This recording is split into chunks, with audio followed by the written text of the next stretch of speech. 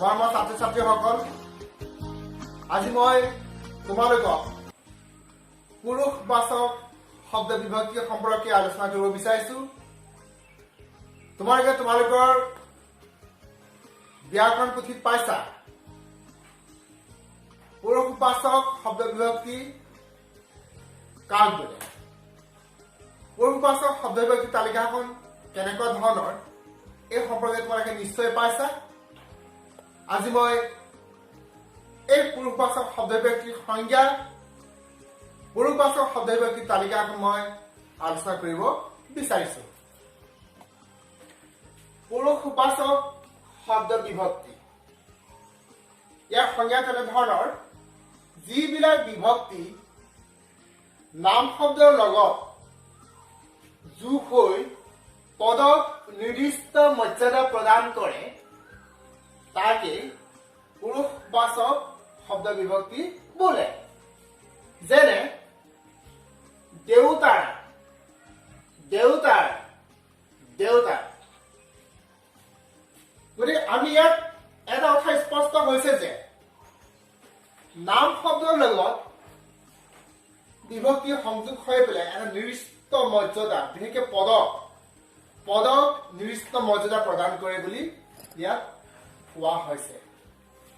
পুৰুষবাচক শব্দ বিভক্তি হৈছে বিভক্তি একোটা ভাগ, শব্দ বিভক্তি একোটা ভাগ। শব্দ বিভক্তি আমি দুটা প্ৰকাৰ আকৌ পালো, এটা হৈছে কাৰক, আনটো হৈছে পুৰুষবাচক শব্দ বিভক্তি বা নাম বিভক্তি। তোমালোকৰ পৰীক্ষাত সদায় এটা প্ৰশ্ন বাৰম্বাৰ আহে, পুৰুষবাচক শব্দ বিভক্তি কাক বোলে, পুৰুষবাচক শব্দ বিভক্তিৰ তালিকাখন প্ৰস্তুত কৰা বা পুৰুষবাচক শব্দ বিভক্তি ব্যৱহাৰ সম্পৰ্কে আলোচনা কৰা এনেকৈ দিয়া থাকে। গতিকে ব্যৱহাৰ বা তালিকা বুলি ক'লে একেটা কথা কিন্তু আমি লিখিলো কেতিয়াও ভুল নহয়। এতিয়া আহিছো আমি পুৰুষবাচক শব্দ বিভক্তিৰ তালিকা। পুৰুষবাচক শব্দ বিভক্তিৰ তালিকা আমি তালিকাখন লিখোতে প্ৰথমতে এই আঁচখিনি কেনেকৈ লিখিব লাগে বা পাৰিব লাগে এই কথাখিনি ভালকৈ মন দি হ'ব লাগে। ইয়াত আমি এডাল, দুডাল, তিনিটা, চাৰিডাল, পাঁচডাল, ছডাল আঁচ পাৰিব লাগে। আৰু ইফালৰ পৰা এনেকে ওপৰৰ পৰা এডাল, দুডাল, তিনিডাল, চাৰিডাল, পাঁচডাল আমি আঁচ পাৰিব লাগে। গতিকে এনেকে পাৰি পেলাই আমি গোটেই তালিকা এখন প্ৰস্তুত কৰিব লাগে। প্ৰথমতে আহিলে পুৰুষৰ আমি উত্তম, ইয়াত ব্ৰেকেটত দিয়া আছে মান্য, মধ্যম ব্ৰেকেটত দিয়া আছে তুচ্ছ, মধ্যম আৰু নাম পুৰুষ। গতিকে আমি ইয়াত চাৰিটা ভাগ কৰি দিছো।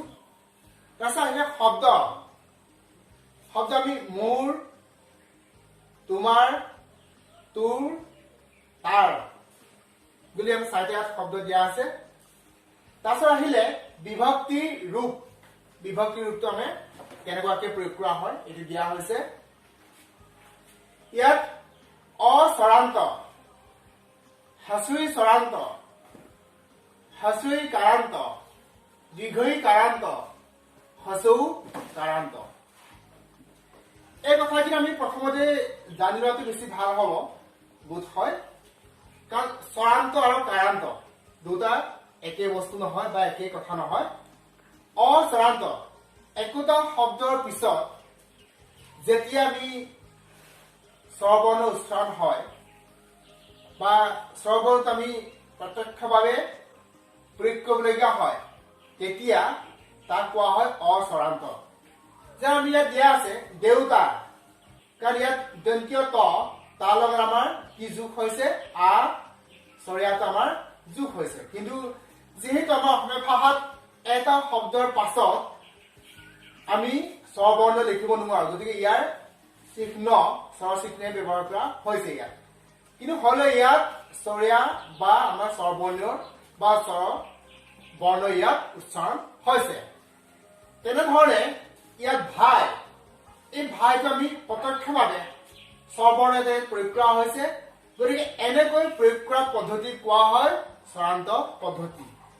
আৰু ইয়াত কৈছে কাৰান্ত, হ্ৰস্বই কাৰান্ত হ্ৰস্বই কাৰান্ত মানে হৈছে যে এটা শব্দত যেতিয়া আমি এই স্বৰবৰ্ণৰ চিহ্নখিনি প্ৰয়োগ কৰা হয় কেৱল স্বৰবৰ্ণৰ চিহ্নখিনি প্ৰয়োগ কৰা হয় তেতিয়া তাক কোৱা হয় কাৰান্ত ইয়াত সখী মাহী গতিকে ইয়াত স্বৰবৰ্ণৰ হ্ৰস্বই খ লগত ব্যৱহাৰ কৰা হৈছে ইয়াত স্বৰবৰ্ণৰ আমি দীৰ্ঘই এই চিহ্নহে ব্যৱহাৰ কৰা হৈছে হ লগত এই দীৰ্ঘই চিহ্নটো ব্যৱহাৰ কৰা হৈছে সেইকাৰণে এইটো কোৱা হৈছে যে হ্ৰস্বই কাৰান্ত আৰু দীৰ্ঘই কাৰান্ত এতিয়া আমি মূল কথালৈ আহো গতিকে ইয়াত আমি উত্তম পুৰুষত যেতিয়া মোৰ হয় তেতিয়া মোৰ দেউতা ইয়াত আমি শূন্য বিভক্তি আমি অ এটা দি পেলাই অনিষ্টাকে এনেকে শূন্য এটা দি পেলাই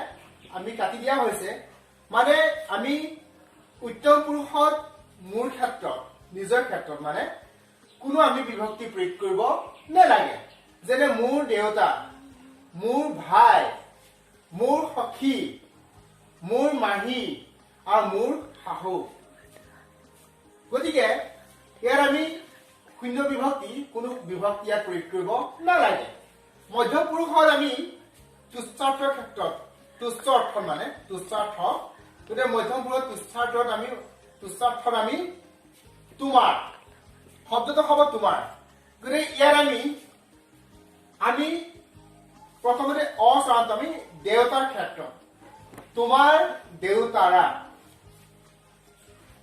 আমি ই স্বৰান্তত তোমাৰ ভাইৰা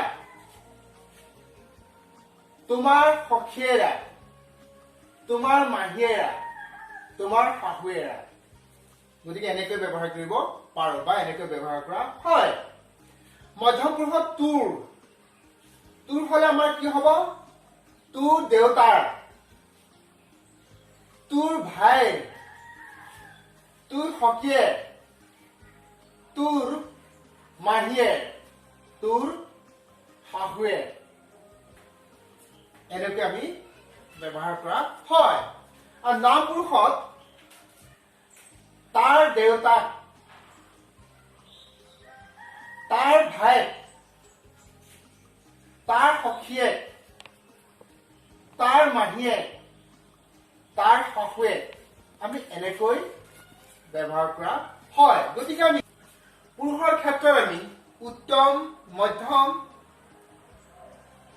মধ্যম এটা তুচ্ছ এটা মধ্যম আৰু আনটো হৈছে নাম পুৰুষ সেই ক্ষেত্ৰত এটা শব্দ আমি কেনেকৈ ব্যৱহাৰ কৰিম প্ৰয়োগ কৰিম আমাৰ বহুতে কয় তোমাৰ দেউতাৰ নাম কি আচলতে সেইটো শুদ্ধ কেতিয়াও নহয় হ'ব লাগে যে তোমাৰ দেউতাৰ নাম কি দেউতাৰা গতিকে ইয়াত আমি দেউতাৰা ইয়াত আমি ৰা বিভক্তি ইয়াত প্ৰয়োগ কৰা হৈছে অস্বৰান্তৰ ক্ষেত্ৰত গতিকে আমি এনেকৈ মধ্যম পুৰুষত তুচ্ছ অৰ্থত আমি তোমাৰ হলে ৰাটো আমি ব্যৱহাৰ কৰিব লাগে ইয়াত এই বিভক্তিবিলাকৰ আগত আমি এই আঠডাল নিশ্চয় দেখিছা তোমালোকে এইটো হৈছে একোটা পদ বা শব্দ মানে একোটা পদৰ পিছত বা একোটা শব্দৰ পিছত এই বিভক্তিবিলাক প্ৰয়োগ কৰা হয় ইয়াৰ আমি আৰু দুটা কথা আমি পাইছো বা দেখিবলৈ তোমালোকে পাইছা এটা হৈছে য় আনটো হৈছে ৱ গতিকে কি হয় যেতিয়া আমি স্বৰবৰ্ণৰ